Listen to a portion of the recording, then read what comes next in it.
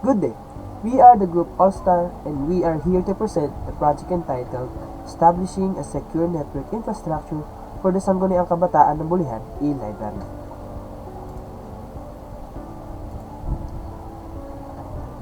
Barangay Bulihan is one of Silang Cavite's largest barangays and it is commonly referred to as Metro Bulihan due to its size and population. And as an attractive spot, it attracts a large number of students from many educational institutions, prompting the establishment of the SKE Library. SKE Library was created aroused from a pressing need to meet the educational needs and challenges encountered by students in Barangay Bulihan. With the growing reliance on digital resources in the changing environment of education, there was a clear need for centralized hub where students could access a diverse range of educational materials, research tools, and printing services.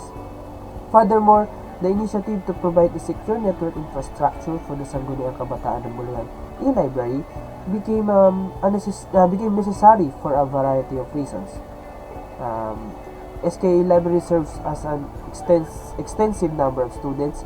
It became vulnerable to the various cyber dangers and security flaws that come with digital surroundings.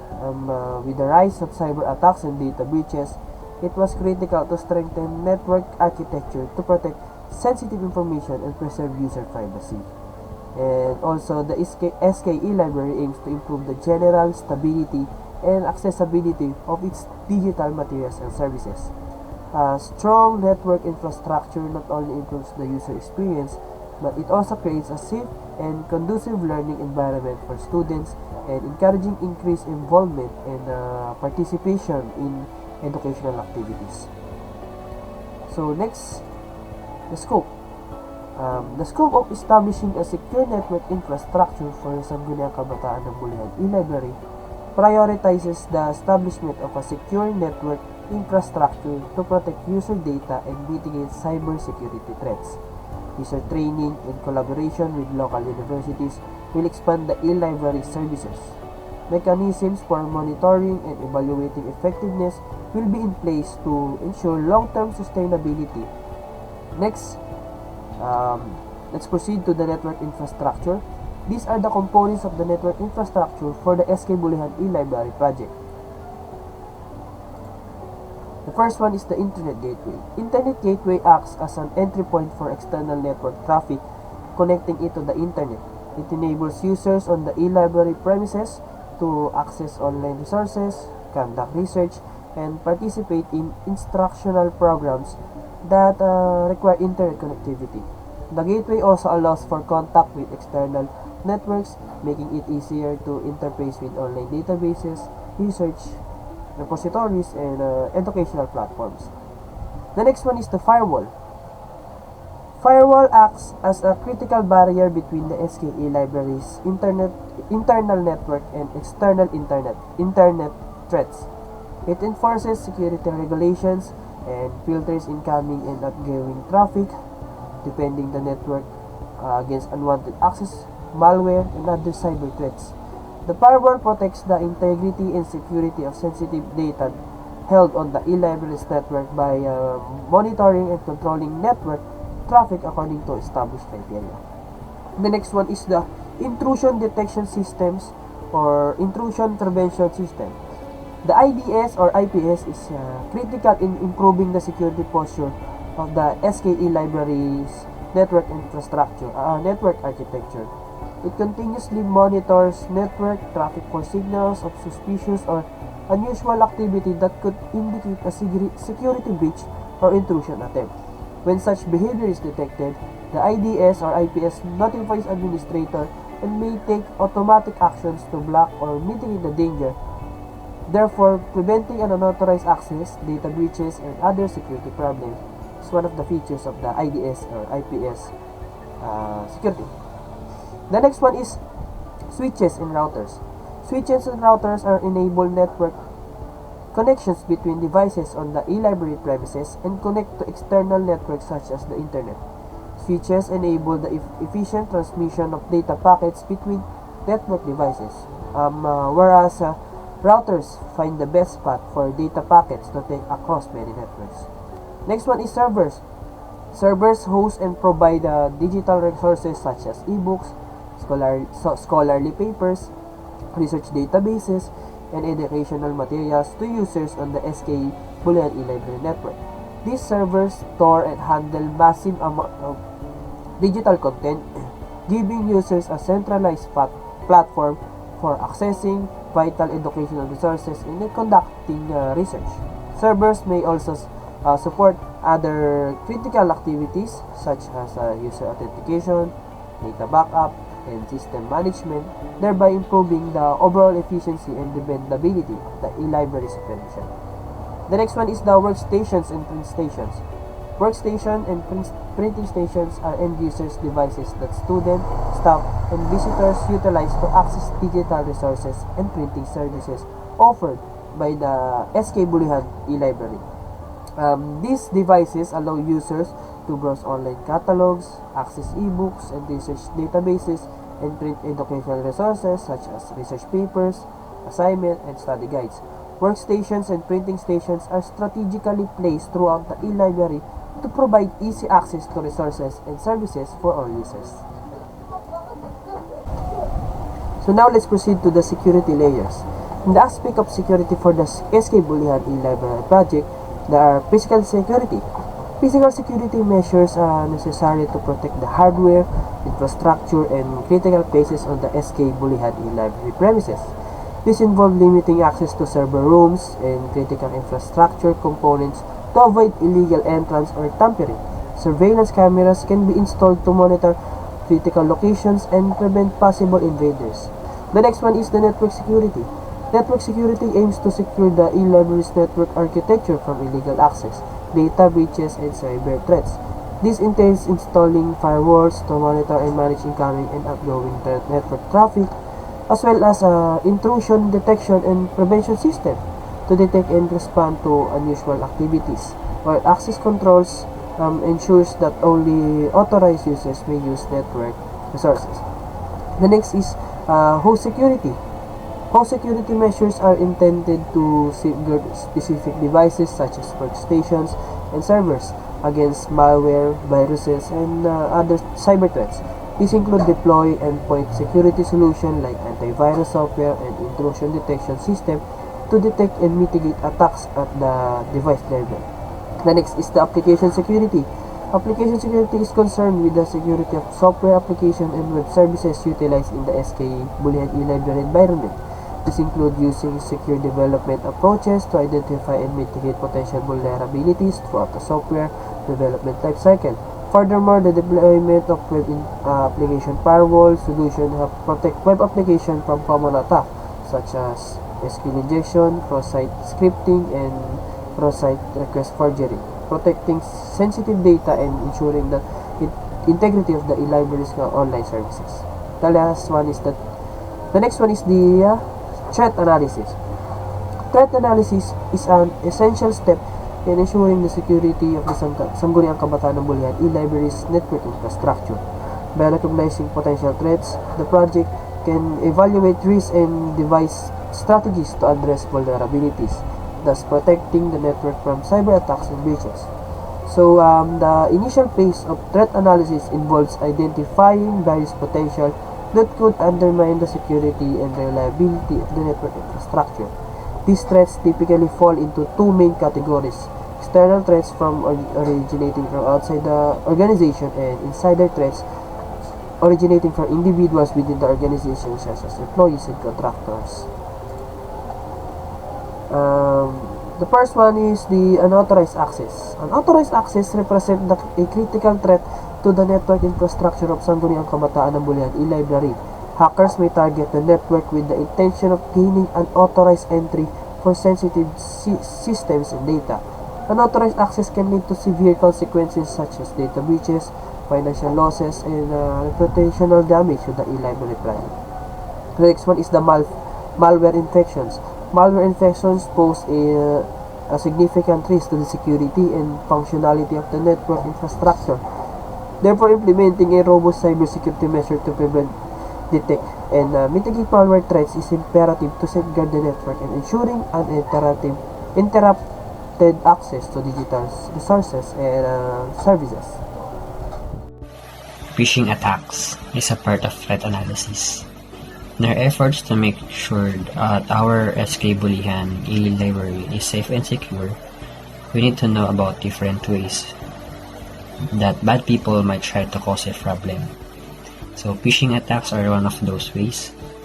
It's like when someone tries to trick you into giving them your personal information, like passwords or other important stuffs. They might send emails or make websites that look real, but they are not.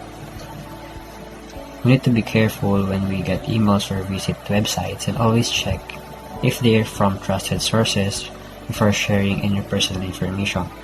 So by being careful, we can make ourselves and our e-library safe from these phishing attacks. Let's talk about accidental data loss. This is when we lose important information without meaning to. It is important to know about this because we want to keep all the information in our e-library safe and secure. Accidental data loss happens when people in our organizations make mistakes. So they might handle important information in a wrong way or make a mistake with security settings. So sometimes they might even fall for tricks from bad people like the phishing attacks who want to steal information. To make sure we don't lose any important information by accident, we all need to be careful and follow the rules about keeping information safe. Let's talk about intentional misuse. This is when someone inside our organization tries to cause harm on purpose. It's important to know about this because we want to make sure our e-library is safe and friendly place for everyone. Intentional misuse happens when someone inside in our organization tries to do bad things with their access to our e-library. They might try to get into our systems and steal information or mess things up on purpose. We need to watch out for signs of people behaving badly and take steps to stop them from causing. Negligent behaviors happens when people forget to do things like update their software or follow the security rules. This can put our e-library at risk of bad things happening. To make sure this doesn't happen, we all need to pay attention and follow the rules to keep everyone safe and secure. So by being aware of this risk and following the rules to keep our SK Bulihan e-library safe, we make sure everyone can enjoy learning and accessing educational resources without worrying about their safety. Ensuring the safety, integrity of SK Bulihan e-library involves a thorough process of vulnerabilities assessment, risk mitigation, and asset protection. This includes identifying potential weaknesses in the network and the system architecture, evaluating internal and external hazards, safeguarding physical components, sensitive data, and human resources, and implementing mitigation strategies such as preventive measures and contingency plan to fortify the e-library's defenses and maintain its secure operation. Firstly, we thoroughly assess our network devices, systems, and infrastructure to find weaknesses that attackers could exploit. We use tools like vulnerability scanning to automatically detect known vulnerabilities such as outdated softwares or misconfigurations. Additionally, we conduct penetration testing where ethical hackers simulate real-world attacks to assess our network's resilience. Regular security audits and assessments are performed to check network settings, access control, and security policies, ensuring compliance with the best practices and regulations. Configurations review, evaluate network devices settings, firewall rules, and access control lists to identify vulnerabilities and ensure compliance with security standards. Finally, we established patch management procedures to apply security updates. Hi, I'm Micah, and my focus will primarily be on user authentication and other crucial cybersecurity protocols. User authentication. User authentication forms the bedrock of security protocols within the Sangguniang Kabataan ng Bulihan e-library.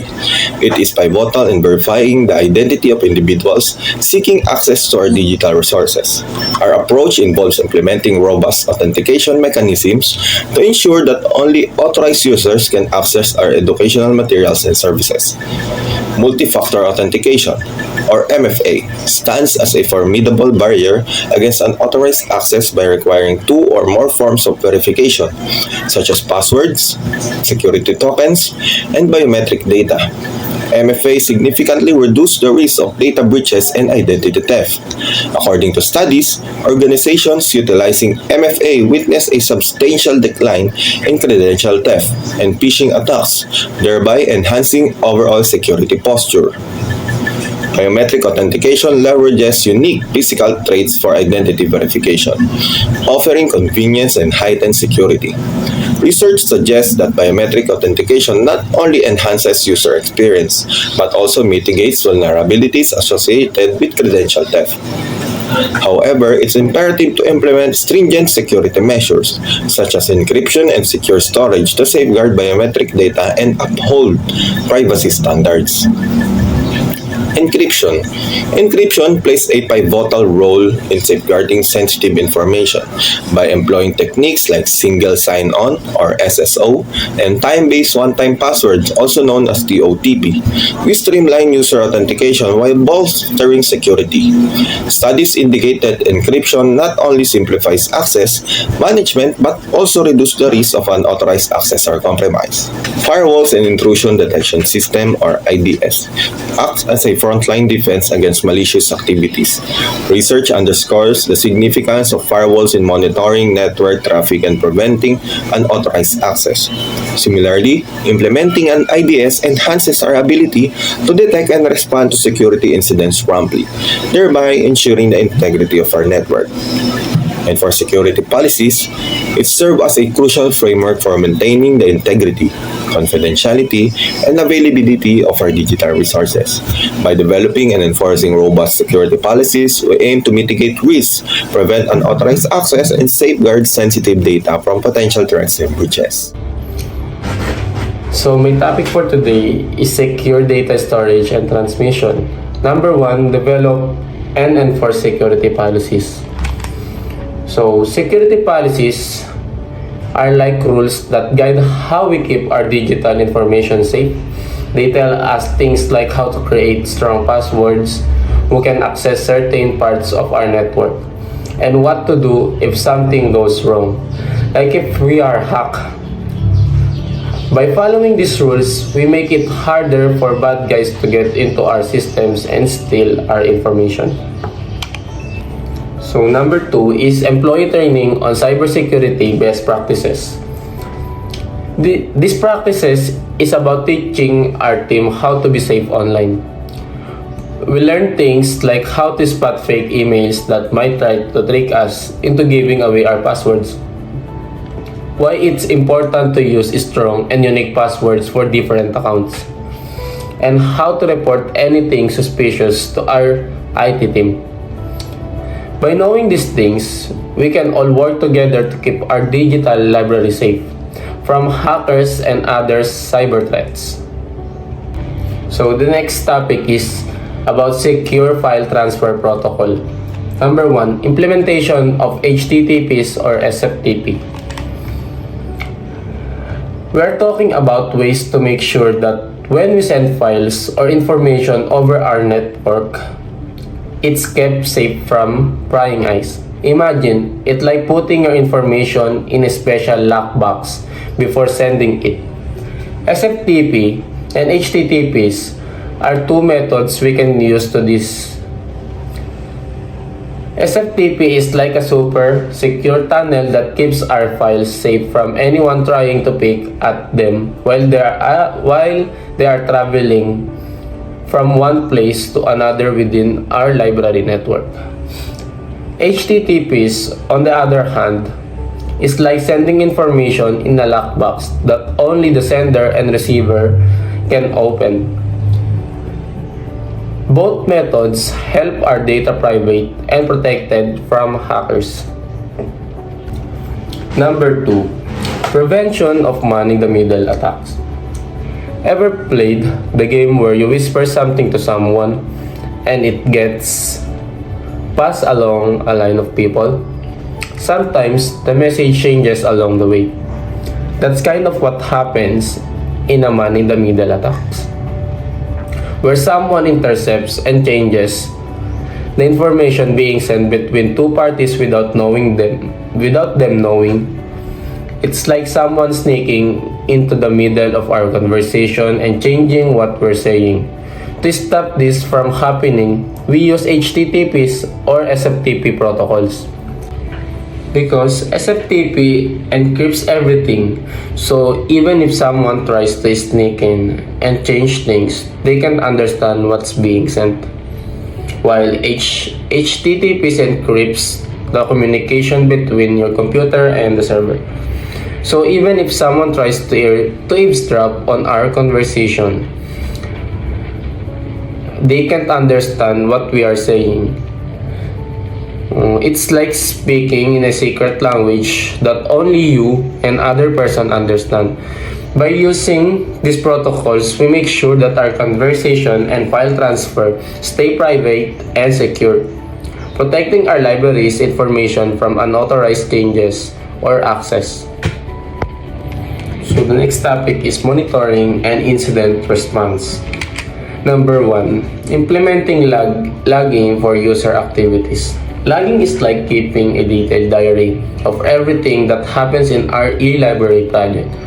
It helps us track what users are doing, like when they log in, download documents, or use the printer. By logging these activities, we can keep a record of who did what and when, which is really important for managing our project effectively. Number 2, enhance accountability and transparency. Logging makes sure that everyone involved in our project is accountable for their actions. It's like having a security camera in a store. If something goes wrong, we can go back and see what happened. Even if our system doesn't have a physical environment, logging still helps us maintain transparency by recording all users' actions. This way, we can always know who did what, promoting honesty and responsibility. Number 3, detection and prevention of security breaches. Logging also helps us keep our project safe from cyber threats. By continuously monitoring the log data, we can quickly spot any unusual behavior or attempts to access our system without permission. It's like having a watchful guardian that alerts us if anything suspicious is happening, allowing us to take action to protect our project from potential security breaches. So number 4, forensic analysis and legal compliance. If something does go wrong, like if our project is attacked by hackers, logging provides us with valuable information for figuring out what happened. It's like collecting clues at a crime scene. The logs help us reconstruct the timeline of events and identify the root causes of security incidents. Plus, if we need to take a legal action, the log serves as evidence to support our case, ensuring that we stay accountable and comply with cybersecurity regulations. So the next topic is incident response plan. Number 1, develop a plan for responding to security incidents. We are creating a special plan just for our e-library project in SK Bulihan. This plan outlines exactly what to do if we ever have a security problem. It's like having a step-by-step guide for handling emergencies. We will have clear instructions for how to deal with different types of security incidents, like if someone tries to hack into our system or steal our information. We'll also have Assign roles for each team member so everyone knows what they need to do if something goes wrong. Number 2, establish a fair response team. To make sure we are ready to handle any security issues, we are putting together a team of SK members. These are people who are already part of our organizations and have been chosen or elected for their roles. They will be our first line and defense against security threats, working together to detect, contain, and fix any problem that arise because they already have important positions within SK. They can use their authority, and responsibilities to help coordinate our efforts effectively. It's like assembling superhero team to protect our e-library from bad guys. So, responsibilities of the response team include incident triage. Incident triage response team's first job is to quickly figure out how serious a security problem is. It's like sorting emergencies based on how urgent they are. By doing this, they can focus on fixing the most important issues first to keep our e-library safe. Next one is forensic analysis. Once they know what happened, the team dives deeper to find out why and how it happened. It's like detectives investigating a crime scene to gather clues. This helps us understand the full impact of the incident and gather evidence to prevent it from happening again. Number 2, stakeholder communication. It's important to keep everyone in the loop about what's going on. This response team makes sure to give updates to all the people involved, sharing important information and answering any questions or worries they might have. This way, everyone knows what's happening and how we are dealing with it. And the last one is post-incident remediation. Once the problem is fixed, the response team doesn't stop there. They work on making sure it doesn't happen again. This could mean updating our security rules or training programs to better prepare everyone for future incidents. It's like fixing a leak roof and then adding extra protection to prevent it from happening again in the future. So the next topic is penetration testing. Number 1, conduct penetration testing to identify vulnerabilities. So imagine we're putting our digital fortress to the test. We are hiring super smart security experts or ethical hackers to act like the bad guys and try to break into our system. They will use different methods like looking for weak spots, trying to exploit them, or even tricking our team member into giving away sensitive information. This helps us find out where our defenses might be weak so we can strengthen them before real cyber criminals try to attack us. So number 2 is remediate discovered issues. Once we've discovered where our weaknesses are, we're on a mission to fix them pronto. We'll make a list of all the problems the experts found and tackle the most critical ones first. This might involve installing updates, fixing settings, or making other adjustments to beef up our network security. It's like plugging holes in a ship to keep it from sinking. Swift actions is key to keeping our digital ship afloat and secure. User acceptance testing for SK Bulihan e-library security measures. So, user acceptance testing or UAT for the SK Bulihan e-library focuses on validating security measures through engagement with key stakeholders, including administrators, librarians, teachers, and students. So the process aims to ensure that security measures align with user needs and expectations while evaluating system usability and effectiveness through scenario-based testing. So during UAT, the feedback is gathered from users regarding the security measures implemented in the e-library project. So this feedback is then analyzed to identify areas for enhancement. Subsequently, modification or upgrades are implemented based on user input to improve overall security postures and satisfaction, thus ensuring a robust and user-friendly environment for accessing library resources. Next is the user manuals, comprehensive guides for end users, delves into the essential aspect covered by user manuals.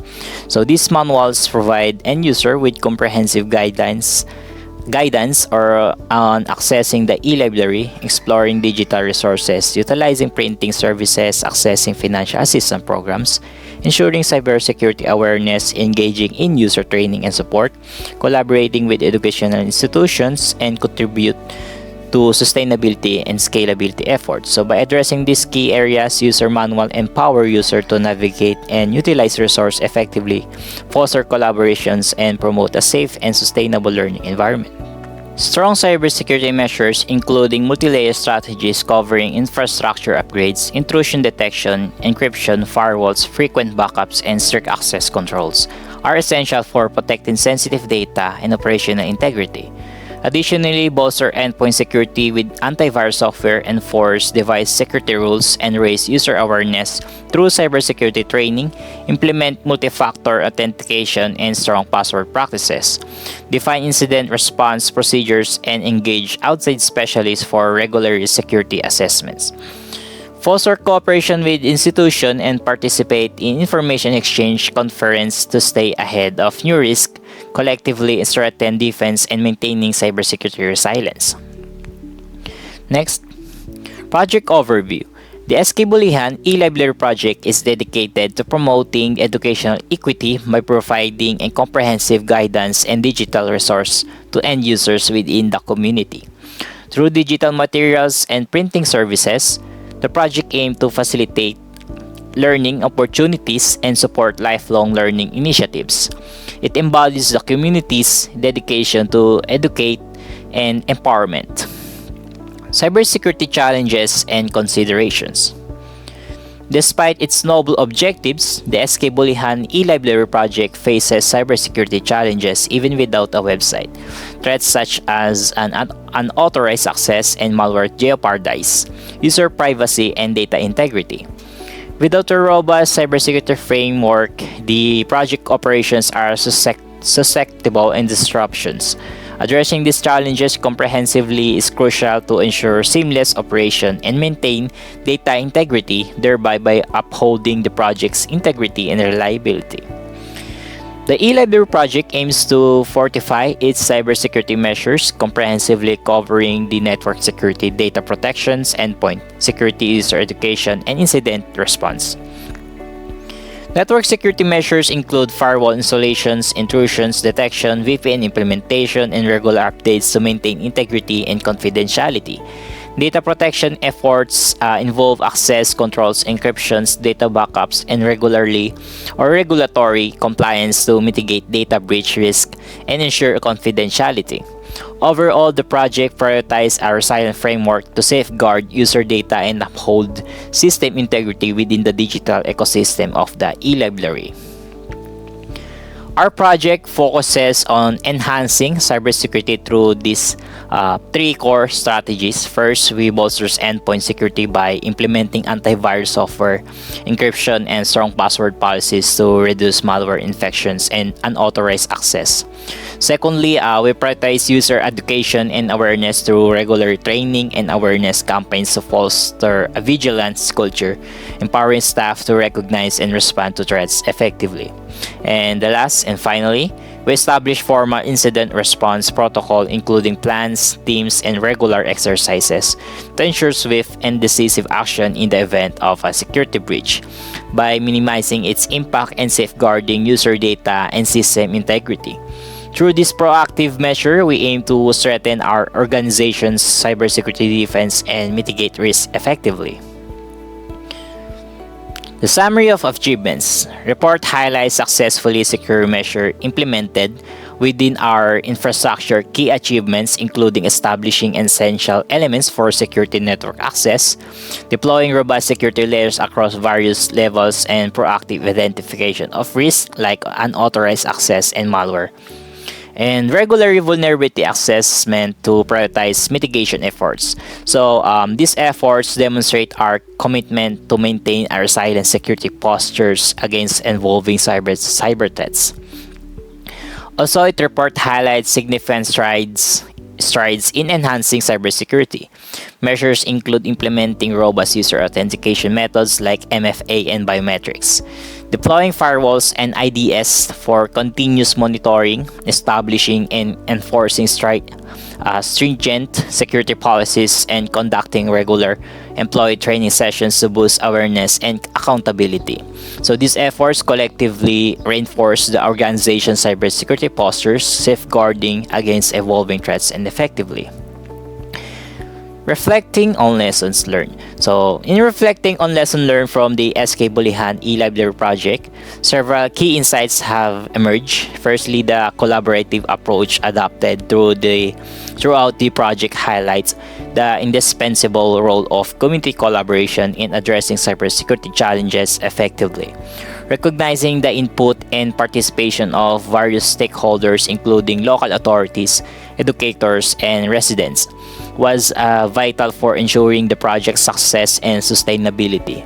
Secondly, a focus on continuous improvement underscored the necessity of regular monitoring, evaluating, and adapting security measures to keep pace with evolving cyber threats.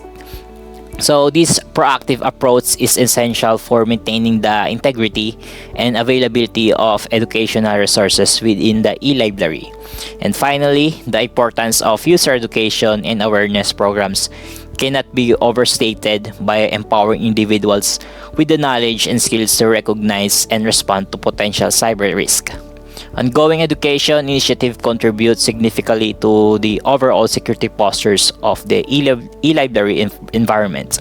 So these lessons highlight the multi-faced nature of cybersecurity efforts and emphasizing the need for a holistic approach encompassing the collaboration, adaptations, and education to effectively mitigate risk and safeguard digital resources. This paper makes a number of important recommendations that should be taken into account in order to strengthen organizational resilience against changing cyber threats. Firstly, it is imperative to prioritize regular security assessment, which involve conducting routine vulnerability scans, penetration tests, and security audits. This proactive approach enables the prompt identification and mitigation of new security vulnerabilities, thereby by fortifying the organization defense. Secondly, the implementation of drills for incident response is advised, involving the scheduling of frequent exercise to evaluate and enhance the effectiveness of the incident response strategy. By simulating various security scenarios, organization can improve coordination and preparedness for handling security emergencies. Thirdly, user awareness training should be prioritized, offering ongoing instruction on cybersecurity best practices to all users. By fostering a culture of secure awareness, users become adept at identifying and promptly reporting potential security incidents, thereby strengthening the organization's overall security postures.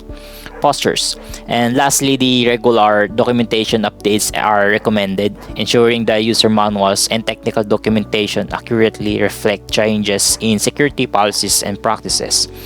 This ensures that users have access to up-to-date guidance on security measures and procedures, facilitating by compliance and adherence to security protocols. So in summary, by implementing these future recommendations, organizations can significantly enhance their cybersecurity resilience and mitigate the risk posed by evolving cybersecurity threats. And that's all. Thanks for hanging there with me through the presentation, and let's wrap it up and get some discussion. So to sum up, we talk about establishing a secure network infrastructure for the Sangguniang Kabataan ng Bulihan e-Library. And it's been a journey digging into cybersecurity, and I hope you guys found it as interesting as I have. And also we got some solid takeaways to chew on, like threat analysis and identify vulnerabilities in the network and more. And yeah, they are definitely areas where we can dive deeper in the future. But for now, let's focus on what we got. And alright, so I'm so here, you guys, from all questions, comments, wild queries, and I'm here for it, so don't be shy and let's chat. And that's all. Thank you for watching. And don't forget guys, to follow and like, subscribe.